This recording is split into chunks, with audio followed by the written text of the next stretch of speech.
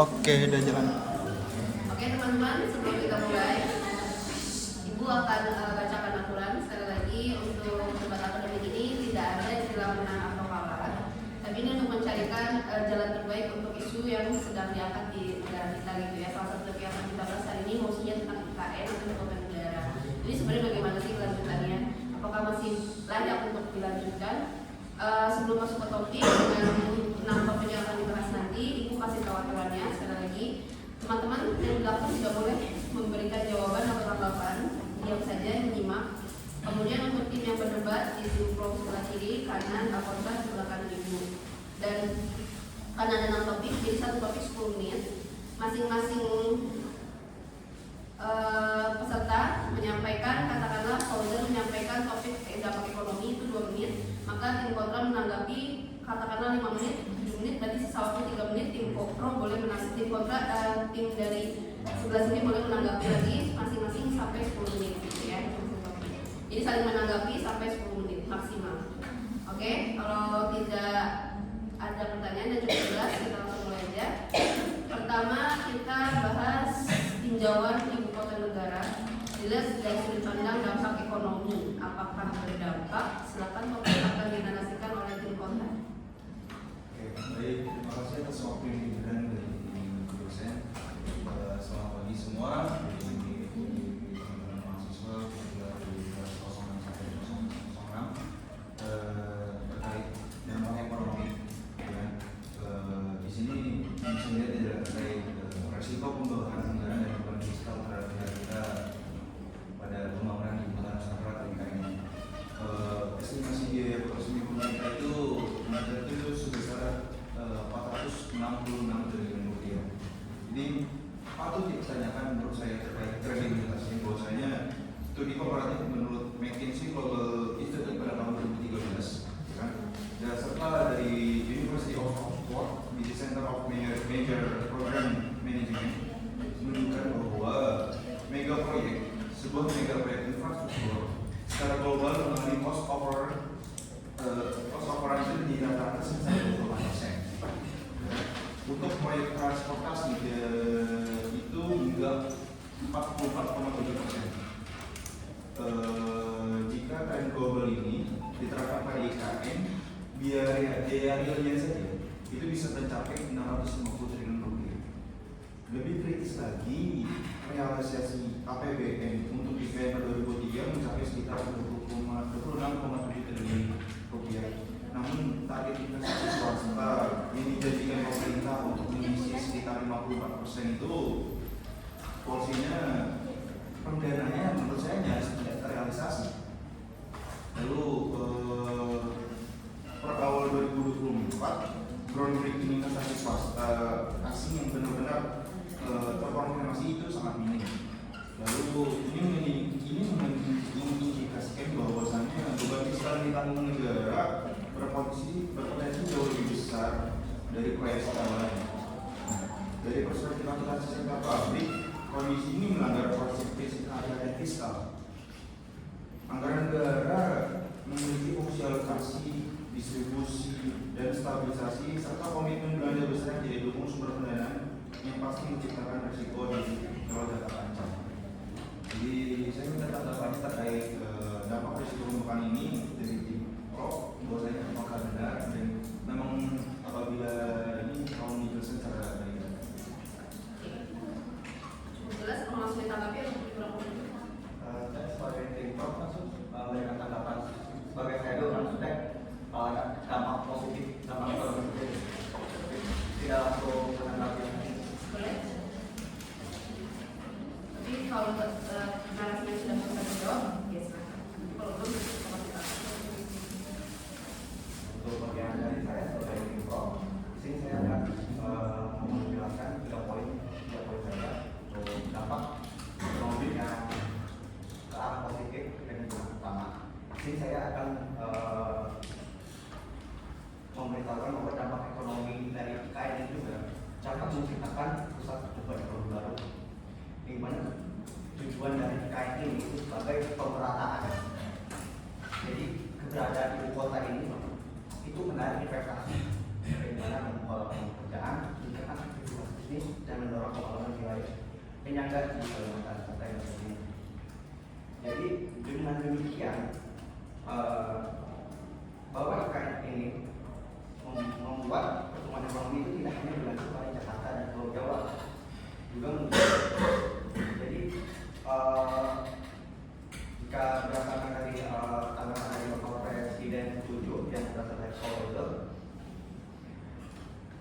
kami jelaskan bahwa semua yang ada di Jawa itu 50% dari BRI dan 56% penduduk Indonesia itu ada di Jawa. Tetap sangat padatnya Pulau Jawa sehingga memerlukan yang namanya pemerataan pembangunan tidak Jawa sentris tapi Indonesia sentris.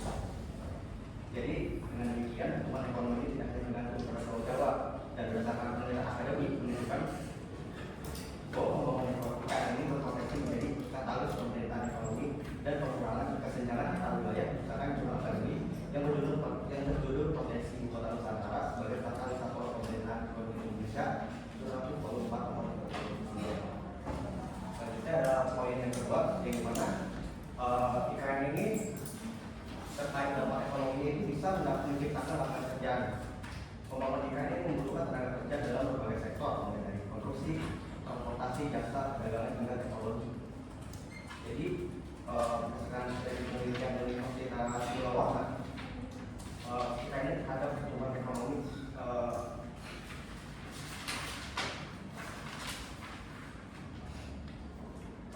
menunjukkan bahwa pembangunan IKN ini berpengaruh positif dan signifikan terhadap pertumbuhan ekonomi serta meningkatkan fokus dan kejahatan dalam kerja di berbagai daerah terutama Kalimantan Timur. Jadi maka dari itu manfaat IKN ini, manfaat ekonomi dari IKN ini tidak berhenti pada untuk pembangunan fisik, tapi juga menciptakan kesempatan kerja yang luas bagi masyarakat dan mendorong aktivitas ekonomi di berbagai. Yang kedua, yang ketiga itu saya ada poin ketiga itu efek rendah atau multiplier effect. Maksud dari multiplier effect itu ketika pemerintah membangun IKN yang memperoleh manfaat itu bukan hanya konsumtor, tapi juga pekerja menerima upah, UMKM yang mendapatkan pelanggan, sektor transportasi meningkat, hotel dan restoran memperoleh pengunjung, serta daerah sekitar mendapat investasi baru. Jadi dampak IKN ini tidak hanya dirasakan di kawasan IKN, tapi juga ya sekitarnya dan bukan secara nasional. Dari 3 poin yang disampaikan belum menjawab argumen dari tim kontra bahwa beban fiskal yang ditanggung negara itu sangat berat nantinya, tapi investasi memang sudah banyak digelontorkan. Jadi walaupun dampak ekonomi banyak bagus, tapi itu sampai sekarang investasi yang dijanjikan tidak ada realisasinya, bahkan sampai banyak investor yang keluar. Nah, dampaknya itu akan menjadi beban fiskal yang ditanggung negara. Kalau dampak fiskal negara menanggung berat, maka dampak ekonomi secara makro juga akan terasa seperti itu. Bagaimana tanggapan Anda terkait beban fiskal yang tinggi, ekonomi yang berdampak dari beban fiskal yang tinggi, karena investor banyak yang cabut, banyak yang tidak merealisasikan. Seperti itu, Romi. Bagaimana tanggapan Prof? Silakan, ada yang mau bantu jawab?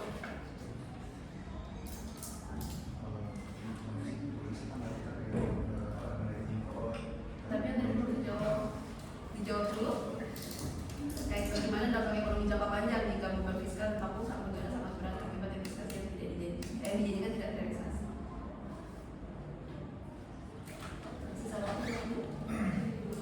Sisa waktu 2 menit 30 detik.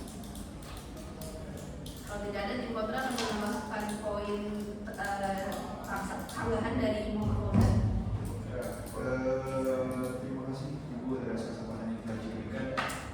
Menurut saya terlalu cherry picking ya, untuk mengungkapkan bahwasanya data tersebut itu pemerintah memaparkan data yang tidak secara real terkait investasi yang Mas berikan tadi itu. Menurut saya mungkin hanya omongan belaka dari pemerintah bahwasanya secara real yang saya sampaikan bahwasanya realisasi terkait investasi dari swasta itu jauh dari kata nilainya. Bahwasanya kita di sini bicara tentang investment risk and bahwasanya istilah pertimbangan pertama pendidikan. Ya, bahwasanya menurut Profesor Alain Umberto dari New York University, Maran Institute of Urban Management menegaskan bahwasanya kota baru yang dibangun dari atas ke bawah. dari top to bottom itu tanpa basis ekonomi organik cenderung gagal menarik populasi produktif. Ya kan? Bahwasanya pengalaman Putrajaya seperti di Malaysia itu, kota Putrajaya itu yang sudah 2 dekade setelah dibangun itu masih sangat bergantung pada pegawai negeri dan tidak bergantung menjadi pusat ekonomi mandiri soal ada yang bidang-bidangkan kepada pemilik itu jauh dari itu. Dan menurut PKB pada tahun 2023 menunjukkan kekhawatiran para bisnis domestik terhadap proses hukum investasi IKN. Itu jadi suatu masalah juga, ya kan? Terutama setelah pergantian pemerintahan dari Bapak Presiden kita yang 7 Bapak Insinyur Joko Widodo menuju ke Presiden yang sekarang adalah Bapak Jenderal Bapak Prabowo Subianto. Sebenarnya ini masih kecacatan dan manajemen investasi tersebut. Lalu ini adalah risiko yang nyata yang dapat mengubah IKN menjadi White Elephant Project terbesar dalam sejarah fiskal di Indonesia. Lalu juga terkait potensi peningkatan tanggung jawab tadi yang dibilang rasio utang Indonesia terhadap PDB memang masih di bawah sekitar 50% kan, yang kita tahu sampai sekarang di bawah 60%, sekitar 40%. Namun trajektori pertumbuhan utang perlu dicermati jika targetnya investasi swasta tidak tercapai dan pemerintah memutuskan untuk tidak menghentikan proyek di tengah jalan karena sang cost fallacy ini, biasanya terdapat tekanan kuat untuk menanggung utang. Itu sudah pasti, Mas. Ya. Oke, waktu habis. Putaran dulu untuk topik pertama. Oke, nanti Fauzan boleh menambahkan di sesi yang lain ya. Ada tanggapan di konten. Oke, sekali lagi Ibu ingatkan poin dalam penilaian ini adalah yang pertama itu pendalaman materi terhadap bahan kajian, yang kedua adalah kekuatan argumentasi, yang ketiga mental dan sopan santun. Oke, lanjut lagi kita masuk ke topik yang kedua. Ini akan diletakkan oleh Pro. Itu tentang tujuan pembangunan. Silakan Aulia.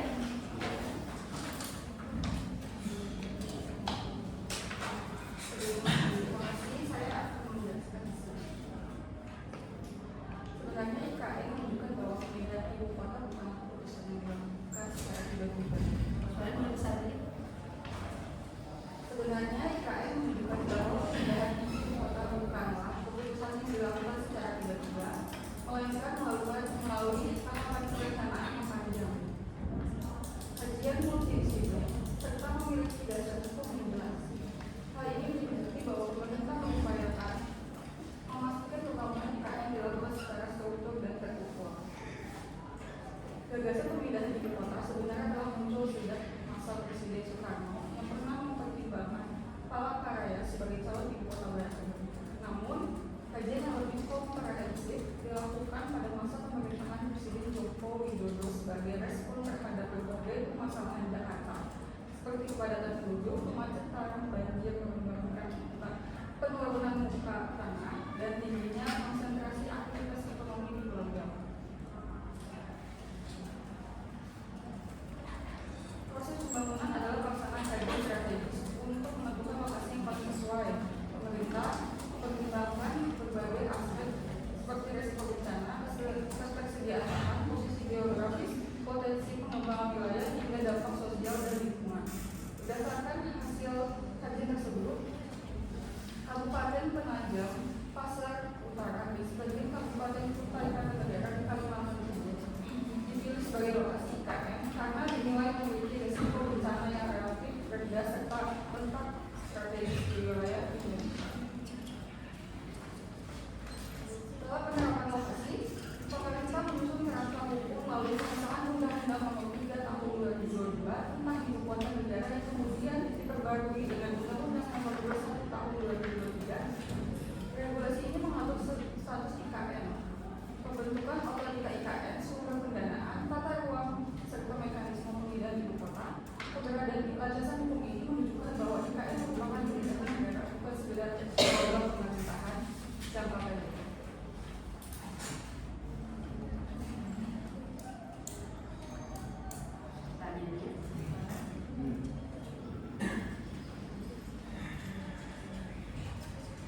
IKN itu dirancang sebagai smart forest city dengan prinsip pembangunan berkelanjutan. Perencanaan ini mencakup pembangunan kawasan inti pemerintahan, sistem transportasi publik berbasis ramah kami lagi tempuh. Terbarukan pengelolaan sumber daya air serta pelestarian kawasan hijau.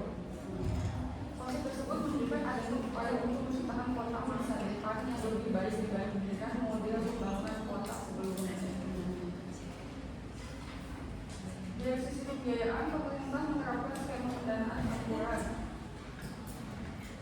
Anggaran pendapatan dan belanja negara atau APBD digunakan terutama untuk pembangunan infrastruktur dasar dan fasilitas pembangunan. Sedangkan untuk instansi swasta dan skema kerja sama pemerintah dan badan usaha atau APBD dimanfaatkan untuk mendukung pembangunan sektor lainnya. Pendekatan ini bertujuan mengurangi beban fiskal negara sekaligus meningkatkan partisipasi dunia usaha.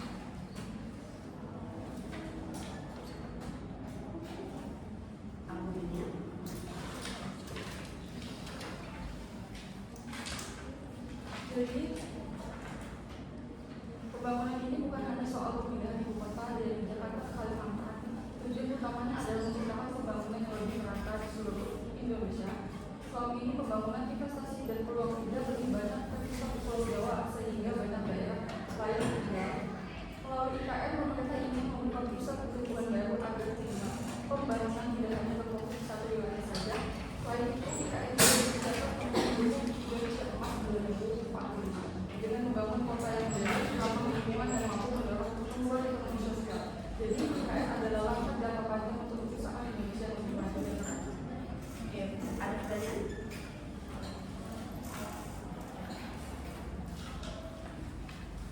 Oke, jadi disampaikan bahwa IKN adalah tujuan pembangunannya untuk jangka panjang gitu. Bahkan tadi disampaikan anggaran banyak digelontorkan untuk pembangunan yang sustainability, artinya bukan yang membangun tapi juga memikirkan planet atau green city seperti itu. Gimana tanggapan Bapak?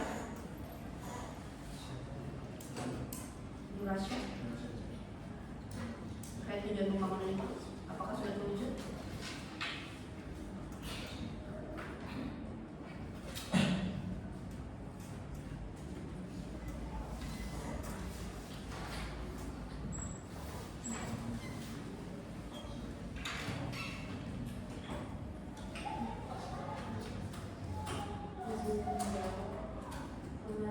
Pemerintah mengargumentasikan bahwa pemindahan ibu kota akan meningkatkan beban Jakarta dari kepada penduduk, kemacetan dan risiko banjir. Namun, apabila ini tidak didukung logika ekonomi yang valid, populasi Jakarta saat ini sekitar 10,6 jiwa dalam kota dan 32 jiwa dalam kota.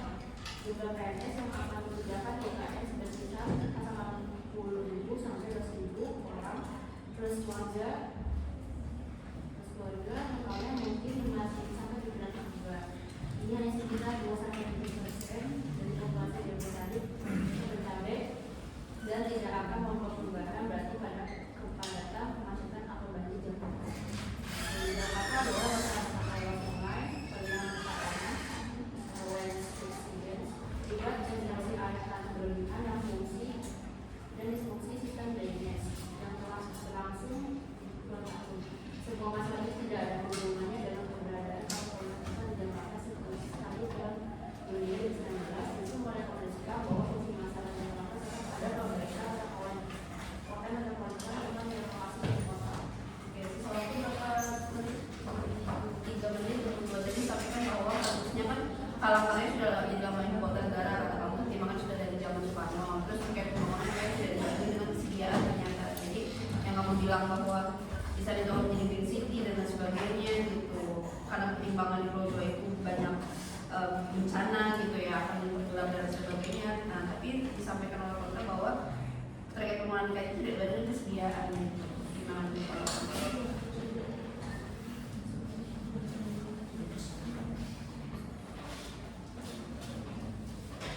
berapa persen tadi dibangun untuk PLS dan populasi di sana tadi?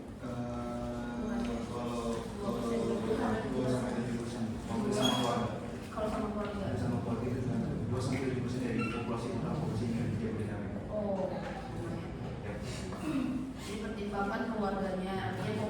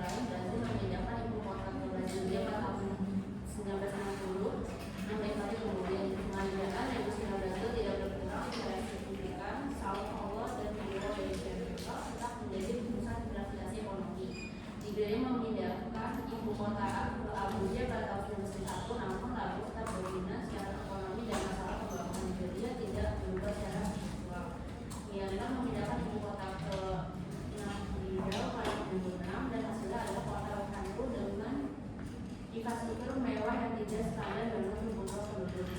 Pola ini bukan kebetulan melainkan refleksi dari kenyataan bahwa ibu kota baru tidak mengubah dinamika ekonomi dan sosial sekitar berakar.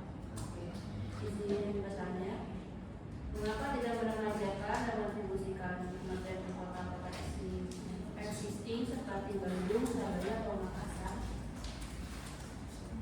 Tidak ke kota lain, karena faktanya banyak ada satu negara yang pasal pembangunan negara tidak menyelesaikan, karena akan sama saja ketika pemindahan ibu kota, karena sudah ada ekosistem di sana gitu ya terkait ekonomi dari dulu, jadi akan sulit seperti itu.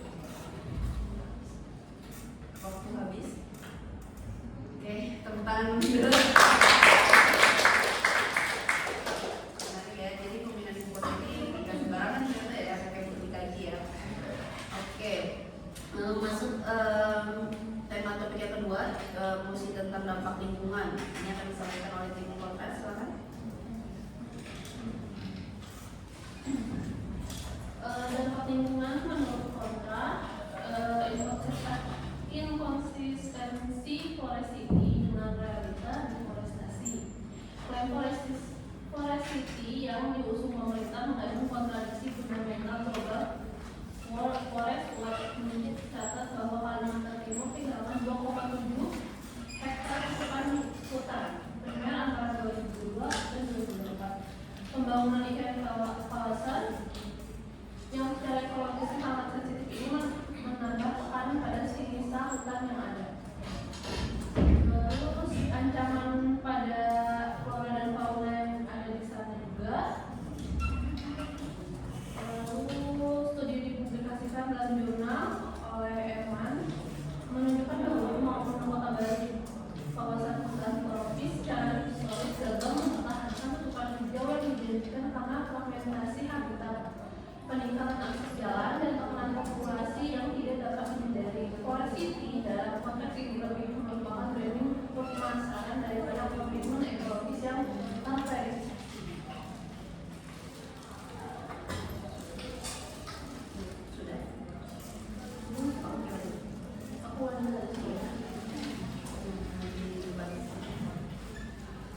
terus hilangnya habitat satwa liar karena pembangunan organisme versi lahan menyebabkan fragmentasi habitat berbagai satwa endemik Kalimantan seperti laut tua, empatan, dan satwa lainnya.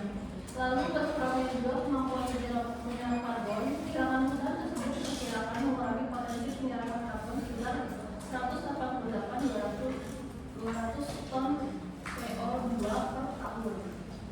Lalu meningkatkan resiko banjir dan erosi. Dalam beberapa tahun lagi, wilayah Palu dan sekitarnya mengalami banjir yang berkaitan dengan perubahan hutan lahan dan aktivitas. Lamanya pemulihan hutan juga, menurut kajian rehabilitasi hutan sekitar 900 hektar per tahun, sehingga pemulihan ekosistem IKN diperkirakan dapat memerlukan waktu hingga 99 tahun. Itu bagaimana menurut Pro? Ada IKN. Terima kasih. Silakan.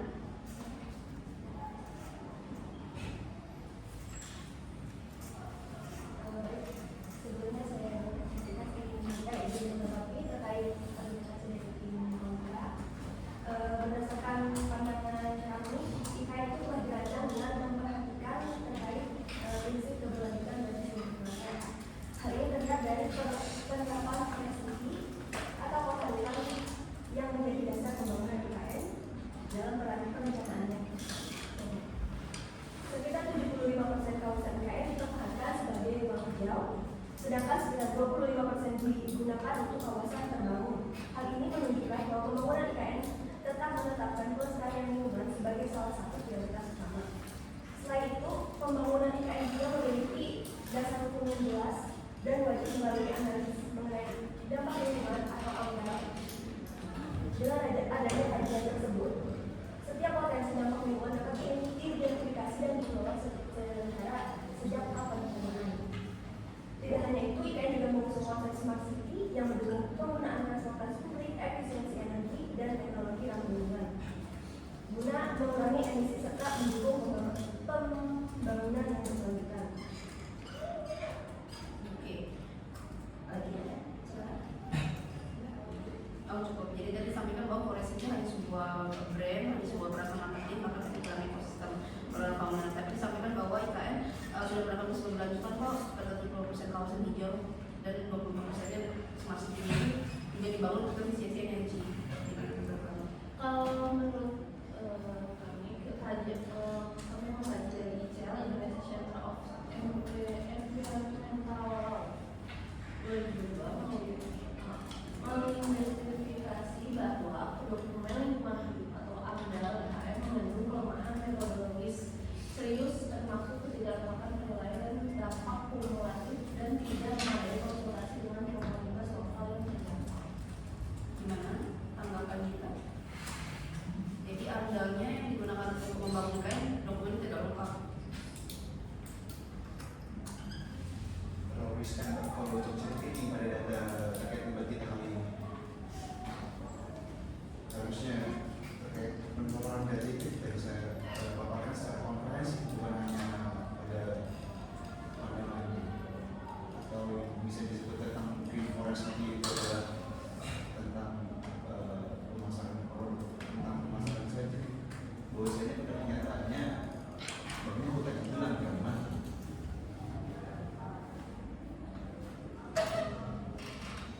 Bisa disampaikan berapa persen hutan yang hilang, berapa persen hutan yang masih ada mungkin.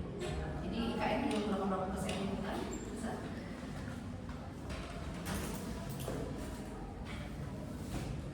Masih ada waktu berapa? Masih ada waktu sisa 4 menit, silakan tanggapi tim Pro.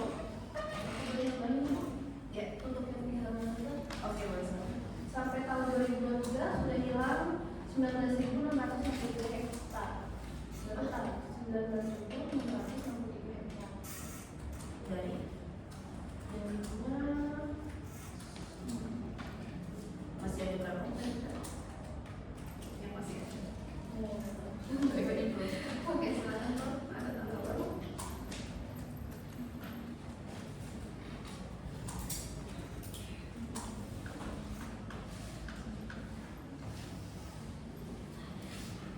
Menarik bahwa IKN dirancang dengan kesibukan kita. Jadi kita tetap kawasan hijau kok, jadi bukan ada resapan gitu ya. Tapi sampaikan bahwa anggarannya ternyata dokumen tidak lengkap gitu.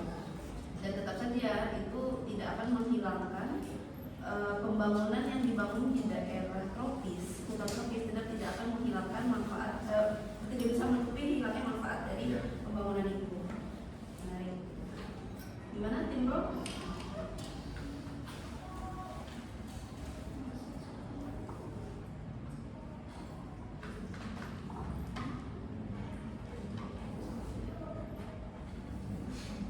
Mau Fauzan yang menambahkan?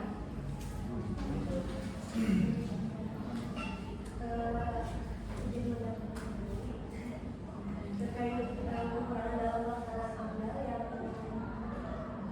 tidak lengkap dokumennya. Mungkin yang menjadi permasalahan adalah implementasi dan pengawasannya tadi kalau tersebut bukan konsep dari pembangunan IKN itu sendiri. AMDAL merupakan instrumen yang diwajibkan oleh Undang-Undang Nomor 32 Tahun 2009 untuk mengidentifikasi dan mengelola dampak lingkungan sebelum proyek dilaksanakan. jadi itu kan buktinya Gimana? tapi kan secara ada apa yang berada ada cuma terus pengawasannya udah tahu kan IKN itu proyek besarnya kok bisa pengawasannya kurang. Jadi tadi kenapa? Karena AMDAL itu kan di awal ya disampaikan AMDAL itu kan kemudian mungkin masih belum rapi gitu ya. Nah tetap aja setelah selesai masih kurang gitu ya di ICL ya. Nanti masih kurang belum selesai karena AMDAL sudah bisa aja proses kan. Sudah keluar belum AMDAL-nya ternyata? Tim Pro AMDAL-nya sudah keluar belum? AMDAL untuk IKN sudah. Perlu ada catatan di sana.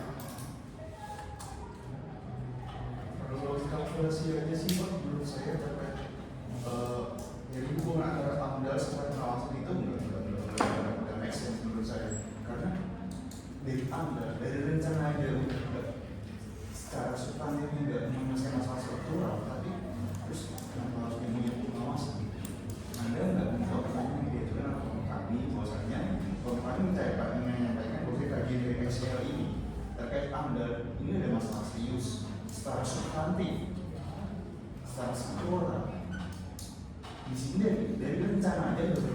ada niat setiap mulai ke pembangunan.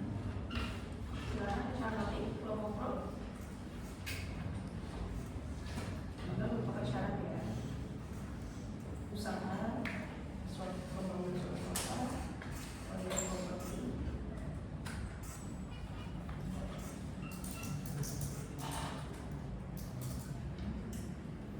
Murahkana, Resti, mau menanggapi? Saya mau nambahin sih ya Bu ya, karena kan memang jadi pelaksanaan itu belum sesuai pelaksanaannya. Jadi itu yang memang harus menjadi PR kita, dan juga sebagai warga negara yang harus ikut mengawasi cara kerja pemerintahan kita gitu sih Bu. Memang kalau misalkan dari niatnya itu memang sudah oke, tujuannya karena pelaksanaannya masih semrawut ya, masih kurang bagus, apalagi dari sistemnya yang di awal. Nah itu jadi PR kita juga sebagai warga negara untuk ikut mengawasi cara kerja pemerintahan kita seperti itu sih Bu. Oke, waktu habis, tepuk tangan untuk sampainya dengan media yang penting jalan dulu ya. Kamu kawasan biasanya kita nggak akan tahu ya. Sekarang kan MPG ditutup tuh ya kan, karena liburan, penggunaan sistem, malah masih penggunaan dulu baru dijalani. Oke, menarik. Masuk ke topik keempat, itu tentang isu geografi. Tadi ini ya, tujuan pembangunan ya. Oh sorry, dapat lingkungan sudah tim progres. Sekarang masuk ke pemerataan infrastruktur. Murahkana, silakan disampaikan. Pemerataan infrastruktur, gimana? Dari segi pemerataan infrastruktur yang memang penting ya Bu ya, karena kan yang kita lihat sendiri semua sekarang memang terpusat di Jawa. Nah jadi dengan adanya IKN ini justru membuat pemerataan infrastruktur tersebut selama lebih dari 7 dekade Indonesia merdeka, kita kan terjebak dalam sebuah dalam pembangunan. Selama ini fakta di lapangan menunjukkan bahwa pembangunan jalan tol, pelabuhan besar, internasional hingga jaringan internet super cepat itu selalu bermuara dan menumpuk di satu titik aja nih Bu. Nah itu Pulau Jawa. Mengapa itu terjadi? Karena selama ini kita menggunakan logika lama, yaitu bangunlah infrastruktur di tempat yang padat penduduknya agar cepat balik modal gitu. Nah logika kapitalis inilah yang membuat wilayah di luar Jawa, khususnya Indonesia Timur itu tertinggal secara kronis.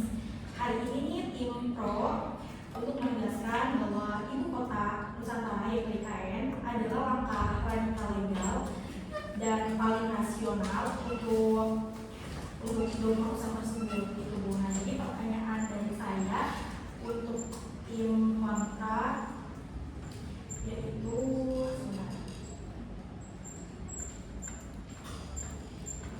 kalau dari tim kontra kan dampak lingkungan IKN ini yang tadi sebenarnya juga ini berlanjut. Mari misalnya Jakarta saat ini mengalami penurunan permukaan tanah yang ekstrim, krisis air bersih dan polusi udara kronis akibat overpopulasi nih.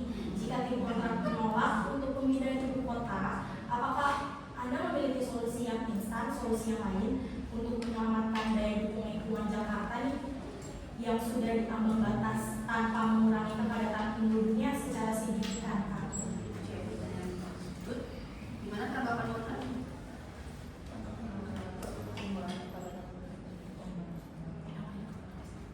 Udah mendarah daging itu polusi, banjir, apalagi permukaan yang terlalu turun, air laut selalu naik. Gimana solusinya kalau nggak kita pindahin ibu kotanya? Setidaknya berapa persen penduduk hilang dari Jakarta gitu? Lumayan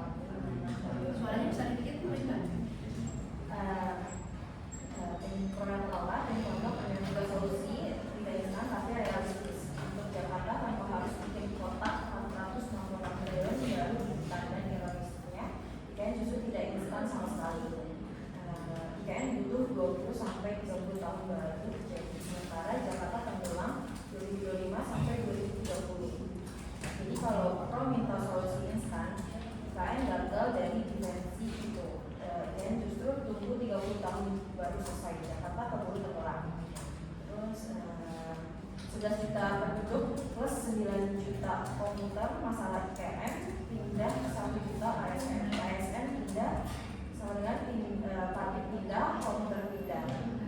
Jakarta tetap padat karena pusat ekonomi, pelabuhan, bursa tetap di sana. Jadi IKN tidak mengurangi kepadatan signifikan. Solusi real untuk Jakarta tanpa IKN ialah stop eksploitasi air tanah, pakai SPAM regional, Jatiluhur plus desalinasi. DKI sudah mulai dipercepat.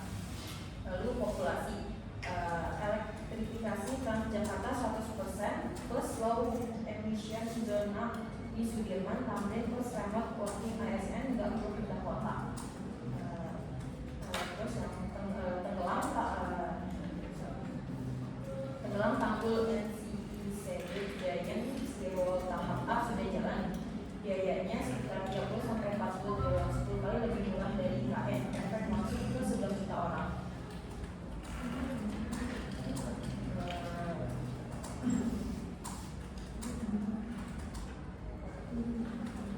Ada lagi?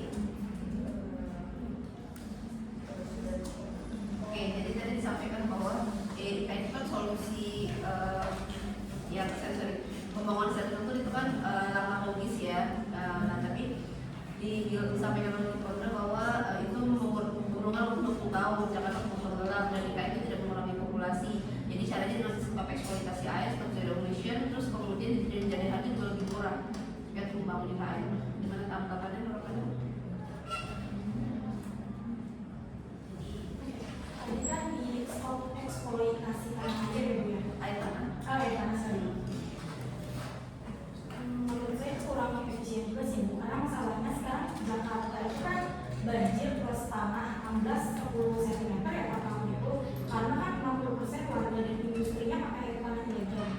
Itu yang udah marak terjadi di Jakarta sekarang, dan kita juga udah bukan itu udah jadi rahasia umum gitu ya. Nah itu masalah tata kelola air Jakarta, jadi bukan masalah IKN lagi sih ya kan menurut saya. Kalau misalkan dari solusinya pipa air bersih diperluas, PD APM yang dibenerin, sumber daya dikunci, DKI udah jalanin sejak 2018 dan berhasil menurunkan tanah. Nah IKN justru untuk mengatasi konsep itu gitu.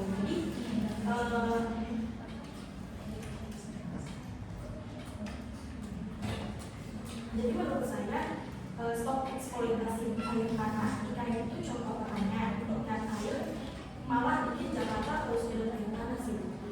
Jadi sulit untuk dirombak terkait untuk tidak menggunakan air tanah kan itu rahasia umum, dan emang untuk memperpanjang pipa PAM itu rumit gitu untuk di Jakarta, jadi tetap nggak mengurangi masalah gitu. Maksudnya solusi itu tuh suatu kesadaran itu sesuatu yang tidak mungkin bisa dilakukan, jadi tetap ada IKN untuk progresnya karena IKN sudah dengan konsep yang lebih memperhatikan tanah gitu.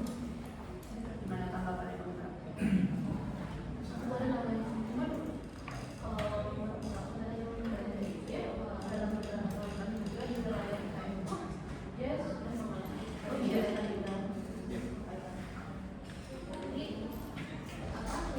solusinya dia malah bikin malah di Usaha baru, dampak baru. Terkait topik yang kita bahas pemerataan pembangunan, dari Impro itu fokusnya pada masalah dampak air.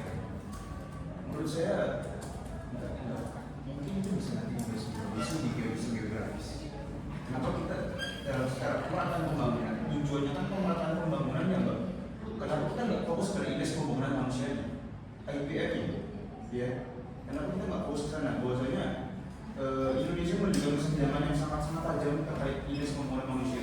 Bahwasanya untuk di wilayah Indonesia Timur pada di Papua itu akan menunjukkan 61,67%. Sementara di Jakarta 81,65%. Itu berbeda timpangan sebesar 20% atau 20% bahkan ini.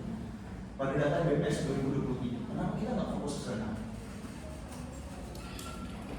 Saya hanya menangkap beberapa poin ya. Satu poinnya kan itu ada salah satunya dari itu. Karena kan ini terbatas oleh waktu juga ya Bu ya. Jadi saya hanya menangkap satu poin yang tadi yang saya bilang gitu. Itu kan tadi ada dari mana tuh salah satunya dari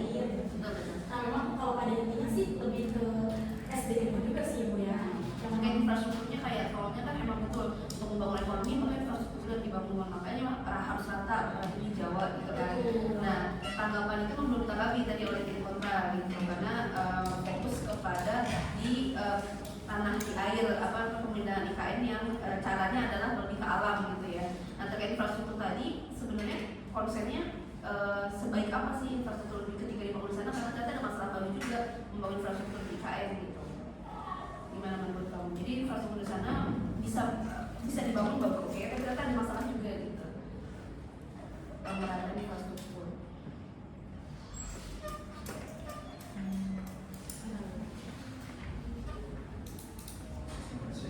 Strategi pembangunan dan pembangunan kenapa fokusnya di Kalimantan Timur, bahwasanya indeks IPM itu tertinggi di luar Pulau Jawa. Kenapa nggak fokus di Indonesia Timur seperti di NTT, Papua, Merauke?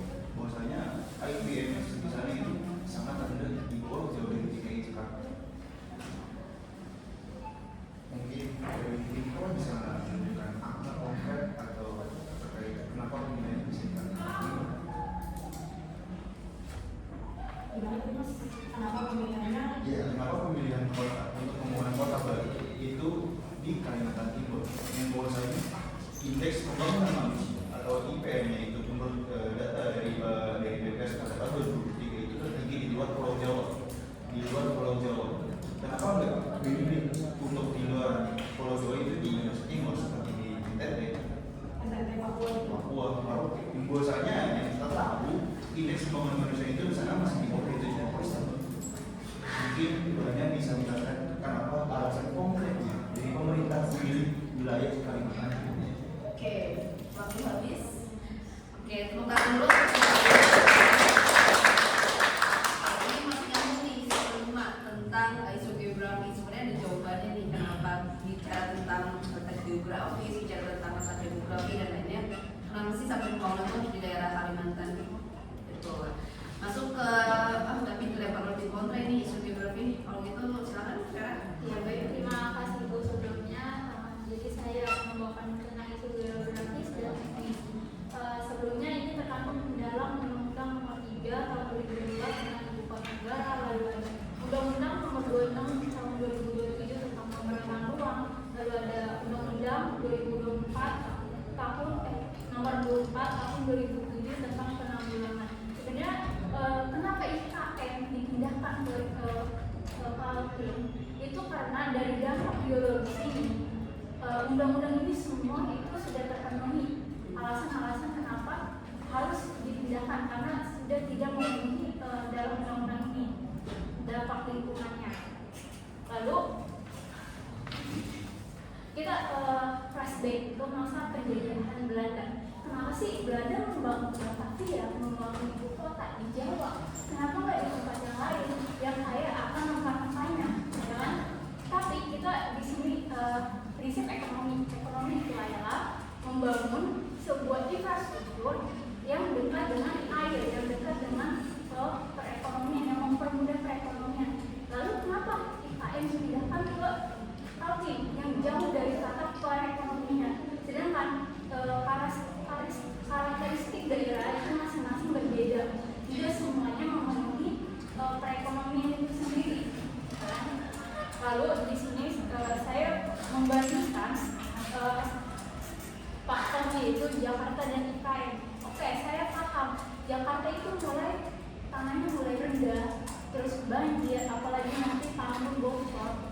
Itu adalah dampak dari Jakarta sekarang di 2026 ini yang semakin parah. Tapi itu bukan cara penyelesaiannya. IKN dibangun di Kaltim. Harusnya kita membenahi masalah yang ada. Oke. Nah, kenapa sih harus pindah ke Kaltim? Kita coba lihat Opik. Opik itu daratannya itu lebih rendah, sangat rendah ketimbang air. Kalau kalian Opik, kalian di bahasan pertamanya itu minimal udah 1 meter air di atas jalan. Lalu kenapa Opik semakin dibangun dan investornya semakin banyak? Harusnya kita gak usah lihat dari negara-negara luar yang memindahkan ibu kota. Berarti Indonesia komo dalam hal itu. Tapi kita harus lihat pembangunan swasta yang tidak berisik, tapi pembangunannya nyata dan infrastrukturnya kita rasakan itu benar-benar ada, gitu kan? Jadi gitu.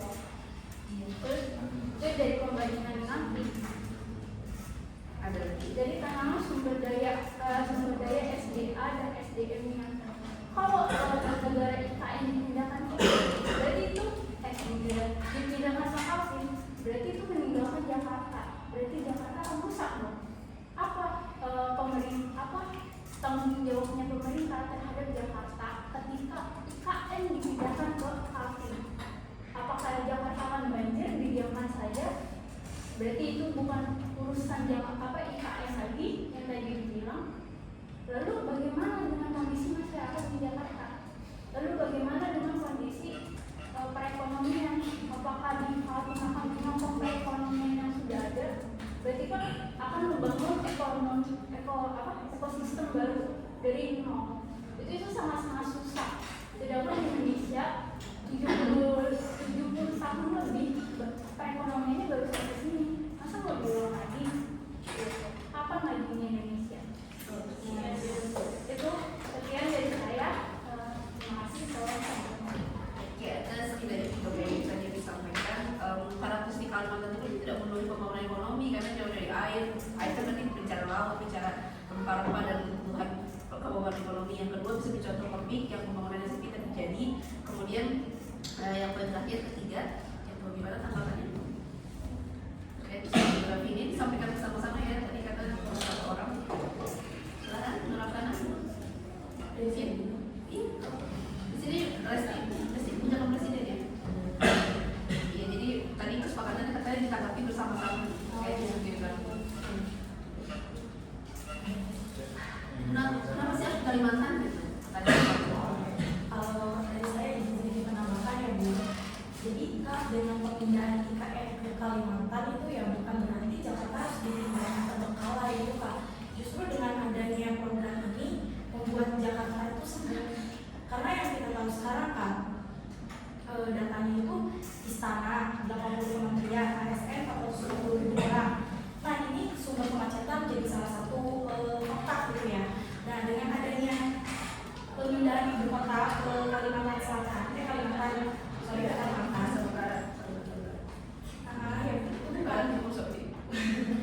bukan berarti kita meninggalkan Jakarta begitu saja atau mengabaikan Jakarta untuk terbengkalai gitu kan. Jadi Jakarta ini bukan jadi kota semua adat, tapi kota bisnis, finansial, budaya dan pariwisata. Jadi lebih tertata. Gitu. Dari saya sih tambahin. Oke, dua poin lain. Jadi tadi disampaikan bahwa Jakarta tetap kota bisnis, kota pemerintah, kita di Kalimantan Timur. Jadi udah ada spesifikasi distriknya masing-masing distrik gitu. Nata di kotanya seperti itu. Gimana untuk kedua poin lainnya? Saya mau menanggapi langsung. Oke. Menanggapi menurut saya untuk itu tidak ada dalam pemindahan itu karena ya pemindahan ASN kurang lebih 200 itu menambah anggaran baru dan tidak ada dampak nyatanya. Untuk apa di sini pun juga ada dampak yang dirasakan. Untuk apa mereka itu terlalu banyak ASN menurut saya. Jadi menurut saya itu bukan solusi yang tepat. Lalu untuk pemindahan pemerataan warga masyarakat, apakah masyarakat di IKN sekarang sudah terrealisasikan dengan adanya IKN? Apa dampak dari masyarakat Kaltim dengan adanya IKN ini? Bagaimana dengan suku-suku yang terdapat di sekitaran situ? Apakah mereka sudah beradaptasi dan berevolusi dengan adanya IKN dalam perekonomian dan budaya mereka? Apa akan tetap sama atau ada perubahan bagaimana? Oke. Jadi tadi kan beberapa pertanyaan ya Kak Vera ya, dampak positif adanya IKN bagi lingkungan di sana ya. Di sini yang tadi saya sebutkan memang belum terrealisasi dengan sempurna ya, program ini memang perlu banyak PR-nya juga. Tapi yang seperti tadi saya bilang, dampaknya itu ya memang banyak, khususnya buat Jakarta juga. Jadi Jakarta lebih terbenahi gitu dari segi infrastrukturnya. Kalau untuk dampak dampak positif dengan adanya IKN untuk di sana. Ya yang tadi saya sebutkan itu pemerataan ekonomi. Jadi Jawa itu nggak selalu terpusat di Jawa, semuanya terpusat di Jawa. Jadi mengurangi beban Jakarta juga. Memang mungkin terlalu banyak ASN yang pindah ke sana, tapi itu juga akan realisasi kalau misalkan kita harus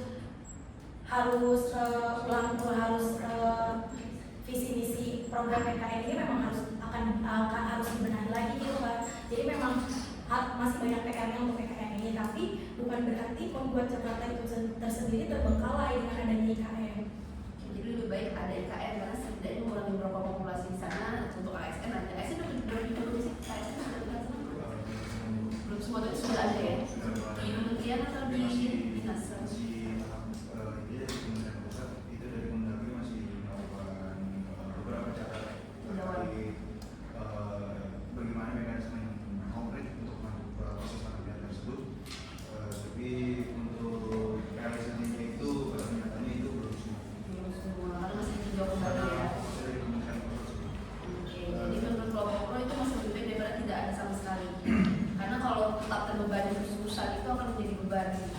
Jadi lebih baik ada program seperti ini atau ada sektor seperti ini daripada tidak ada satu sama sekali walaupun progresnya masih terus dibangun. Gitu ya Tim Pro ya. Silakan, masih ada waktu berapa? 22 detik. Oke, langsung aja. Menurut saya terlalu naif buat kita bilang bahwa ikan itu mengurangi beban Jakarta, terlalu naif. Beban Jakarta itu adalah akumulasi dari keputusan kebijakan selama 70 tahun ini, ya kan? Termasuk sentralisasi ekonomi, kebijakan kota-kota sekunder, menarik investasi dan juga faktor metropolitan yang ada kalau saya negeri ini. Tidak ada satu studi urban ekonomis pun yang menyimpulkan bahwa relokasi ibu kota adalah solusi efektif, ya kan? Untuk masalah metropolitan yang ada di suatu negara itu terlalu naif buat menyampaikan hal seperti itu. Jakarta membutuhkan reformasi tata kelola, bukan kehilangan statusnya sebagai ibu kota. Oke, tepuk tangan. Semangat ya, Bro, congrats. Oke, masuk ke topik terakhir yaitu tentang kebijakan presiden. Nah ini kita kaget sempat ada beredar isu bahwa IKN tidak jadi menjadi ibu kota. Nah bagaimana pembahasannya? Silakan, Resti. Selamat siang semuanya, dengan diri Dr. Budi Kosta. Di sini saya akan menyampaikan sedikit argumen dari saya. Kami itu dari tim Pro sangat mendukung keputusan presiden untuk memindahkan ibu kota dari IKN. Kenapa? Karena ini adalah keputusan berani untuk seluruh partai di Indonesia. Selama ini semua hal berusaha pada Pulau Jawa atau Jawa Selatan yang sudah dikatakan sama Mas Lauda sama Pak Tanah. Jakarta sudah terlalu lelah, macet, banjir dan polusi juga sudah sangat parah. Kalau kita tidak pindah sekarang, mau kapan lagi? Kalau kita keputusan presiden ini punya tujuan mulia sebenarnya, yaitu Indonesia sentris. Artinya apa? Pembangunan tidak boleh cuma di Jawa, tapi harus merata sampai ke Kalimantan, Sulawesi, Papua. Terus dari segi hukum dan aturan, keputusan presiden ini sangat sah karena sudah ada undang-undangnya. Aturan ini dibuat bukan untuk menghabiskan uang negara atau APBN. Justru aturan dari presiden itu membuka pintu buat swasta dan investor untuk ikutan patungan bayar atau membangun IKN. Jadi negara itu tidak menanggung biayanya sendiri. Nah, IKN ini juga dirancang jadi kota masa depan yang hijau dan pintar. Ini bukan cuma mindahin gedung-gedung, tapi mengubah cara kerja pemerintah itu agar lebih modern. Jadi keputusan presiden ini sudah sangat tepat menurut saya, punya payung hukum yang jelas dan demi masa depan Indonesia yang lebih adil. Oke, good. Kemudian jadi tadi tanggapi bahwa ya seperti itu. Kamu langsung tanggapi, Kurnia? Ya, kami dari tim kontrak dengan tegas tidak setuju dengan keputusan presiden ini. Mengapa? Karena keputusan ini terasa sangat terburu-buru dan dipaksakan. Pertama, mari kita lihat aturannya. Undang-undang IKN di dibuat sangat cepat, bahkan sempat diubah-ubah lagi karena terlalu terburu-buru. Aturan ini kurang mendengar suara masyarakat kecil dan masyarakat ada di Kalimantan. Selain itu, demi menarik perhatian investor, pemerintah membuat aturan yang memberikan izin tanah sampai ratusan tahun. Ini aturan yang menurut kami terlalu memandangkan pengusaha besar dan bisa merugikan negara di masa depan. Kedua, soal prioritas untuk uang negara. Saat ini kondisi ekonomi masyarakat sedang sulit. Banyak harga barang naik, lapangan kerja susah, dan sekolah serta rumah sakit di daerah-daerah terpencil masih banyak yang rusak. Mengapa uang rakyat malah dipakai untuk membangun istana dan gedung-gedung mewah di tengah hutan? Memindahkan ibu kota tidak otomatis membuat daerah lain langsung maju. Kalau mau pemerataan, aturan Presiden harusnya fokus memperbaiki jalan, sekolah, desa-desa, bukan membangun kota baru dari nol. Jadi kami menilai keputusan ini belum matang dan salah prioritas. Oke, tapi tadi fokus kepada BOT sebenarnya operation transport. Jadi bahwa ini anggaran tuh nggak tetap kita nggak nyentuh anggaran banget. Hampir 80% mulai nanti ditinjau itu dibangun oleh swasta. Jadi mereka boleh membangun kayak BSD modelnya, BSD daerah Sinar Maslen dan segala macam BSD City itu mereka membangun, mereka mengambil di sana, baru kemudian setelah beberapa tahun itu menjadi milik pemerintah, namanya aset nasionalisasi aset. Nah, pembangunan IKN akan seperti itu. Tadi kalau kamu bilang sampai kapan kita memberikan tanah bertahun-tahun untuk swasta gitu ya. Dan ya itu nanti tak udah anggaran, tapi menurut ini kebijakan presiden gimana menurut kamu terkait bahwa BOT tadi ya, Good Operation Transfer gitu ya, bahwa membuka pintu untuk swasta itu sebenarnya ada baiknya, tapi buruknya adalah kita memberikan lahan bertahun-tahun, ratusan-tahun untuk swasta. Gimana menurut Resti? Ini kebijakan yang dibuat terlalu buru-buru ya, walaupun soalnya sama ada maksudnya saya tambahin data ya terkait undang-undang tahun 2022 yang sidang tadi nomor 3 tadi itu mbak, kalau mau tahu itu pembentukan pembahasan itu 43 hari mbak, 43 hari untuk pembahasan untuk sekedar undang-undang pemindahan ibu kota. Dan menurut saya terkait pemilihan kenapa tentang pemindahan ibu kota IKN itu kenapa dalam bentuk undang-undang, kenapa nggak sebagai amandemen undang-undang dasar? Ini dari menurut dari hukum kata negara itu dari Ibu Mamsin, dari Ibu Wifitri Susanti, dari P1 juga menyebutkan bahwasanya terkait pemilihan kenapa harus undang-undang, kenapa nggak amandemen undang-undang dasar itu adalah sebuah catatan hukum. Mungkin bisa di silakan kita tahu. Adikku boleh bantu jawab. Semangat, Tim Bro. Saya mau menambahkan sama dari tim Pro-nya dulu. Tadi tim kontra bilang terus uangnya habis gitu kan. Terus padahal tuh aturan presiden itu sudah membatasi APBN gitu. Anggaran itu diatur porsinya itu tidak mengganggu dana lain, misal dana sekolah atau studi masyarakat. Terus soal izin tanah yang panjang investor itu, menurut saya itu hal wajar ya.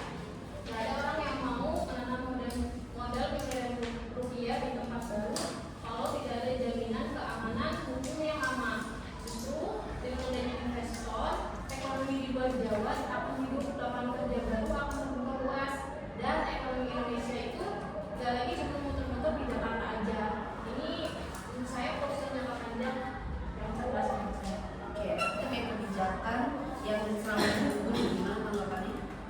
Kebijakan presiden ini keluar dalam waktu 43 hari. Menurut saya sih itu bukan dulu ya Bu, karena kan memang sudah dibahasnya itu ada ide itu dari lama ya.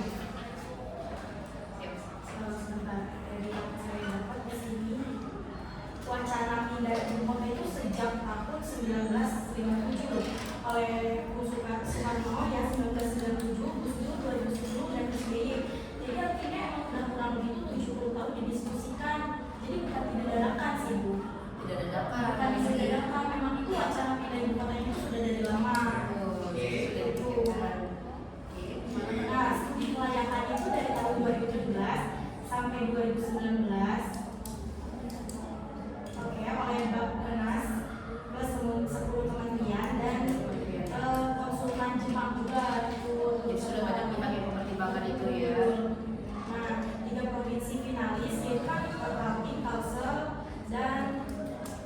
karena ya ini tentang sekolah ideologi plus air dan lahannya gitu. Jadi memang sudah didiskusikan terlebih dahulu dan itu tuh bukan suatu ide dadakan gitu. Memang sudah ada wacananya itu dari 70 tahun yang lalu menurut data yang saya dapat. Silakan. Menurut saya untuk pembentukan 2 menit. undang-undang ini saya sebut sebagai undang-undang kejar target ya. Karena dengan dalam jangka waktu sekitar hanya 43 hari itu sudah bisa masuk ke prolegnas, lalu dibuat panjang sampai 43 hari begitu tetap sebagai undang-undang, itu terlalu cepat. Dan di situ bahwasanya defisit partisipasi publik itu mengalami defisit dalam pembentukan undang-undang tersebut. Bahwasanya kita harus diperhatikan potensi serius.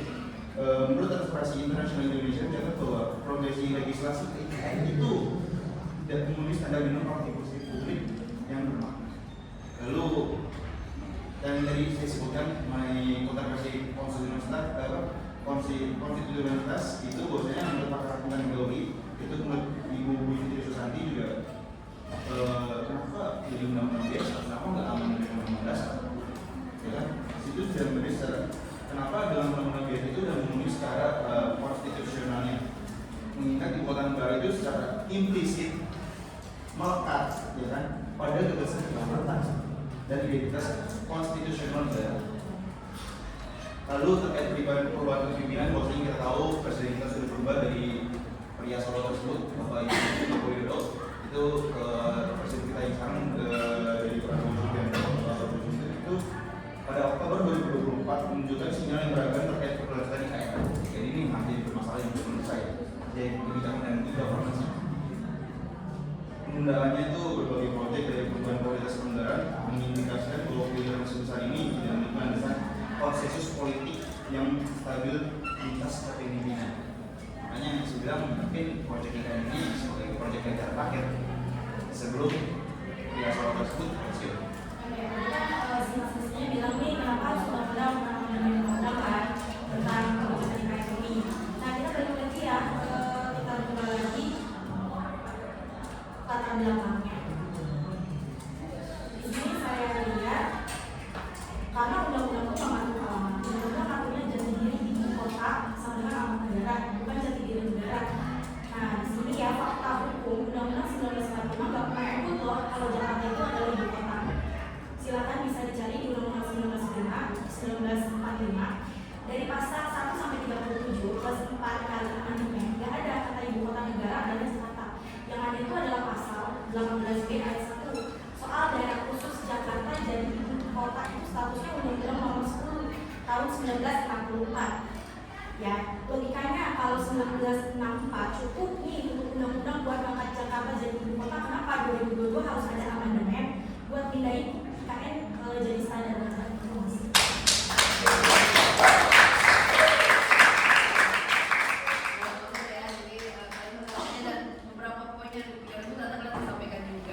Jadi ada kalimat penutup dari masing-masing kelompok?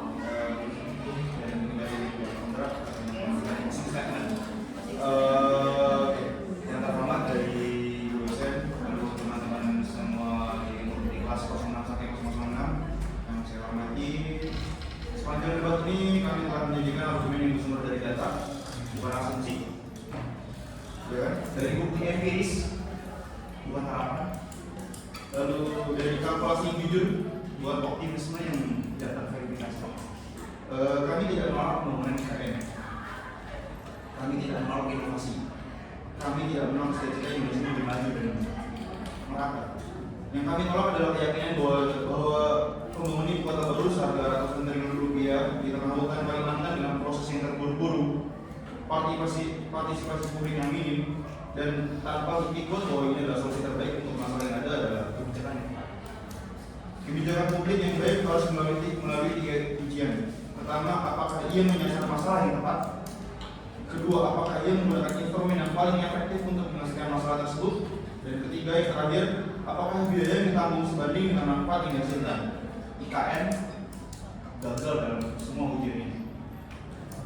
Masalah Jakarta, masalah yang tepat, masalah yang tidak terselesaikan dengan menggunakan 200.000 PNS untuk menyelesaikan masalah tersebut. Kesenjangan regional tidak ditutup dengan membangun enclave kemewahan baru, dan investasi tidak datang karena alokasi ibu kota berpindah, melainkan karena kepastian hukum, efisiensi birokrasi, lalu dengan kualitas sumber daya manusia yang dibangun selama puluhan tahun. Indonesia adalah bangsa yang besar dengan tantangan yang nyata. Tantangan itu membutuhkan kebijakan yang berani dan bukan dalam hal megalomania proyeknya, melainkan dalam hal ketepatan, kejujuran, keberanian untuk memilih yang benar di atas yang terlihat keren. IKN adalah wujudnya saat ini, bukan pilihan yang tepat. Ia adalah pilihan yang mahal, beresiko, dan tidak menjawab pertanyaan mendasar yang seharusnya menjadi prioritas bangsa ini. Sekian dari posisi kami, ada kekurangan atas materi debat kami dan penyampaian kami yang kurang efektif atau melukai perasaan. Kami mohon maaf. Terima kasih. Oke, satu closing statement terakhir dari Ibu sebelum Pro. IKN merupakan PN yang memang sudah ada sejak zaman dulu. Pertimbangannya adalah memang Kalimantan, karena Kalimantan adalah bukan sebuah kota saja, mereka adalah benua dan mereka terpisah. Dan jadi secara geografis dia sangat aman, secara dari segi bencana dia aman, dan tidak ada gunung berapi dan sebagainya, tidak ada letakan dan pengen dan sebagainya. Tapi memang ternyata Indonesia belum sesiap itu untuk memindahkan ibu kota. Artinya dari perlu dikaji dari segi administrasi, anggaran, dan sampai yang disampaikan oleh Rizky. Oke, Ibu akhiri silakan bersalaman. Oke.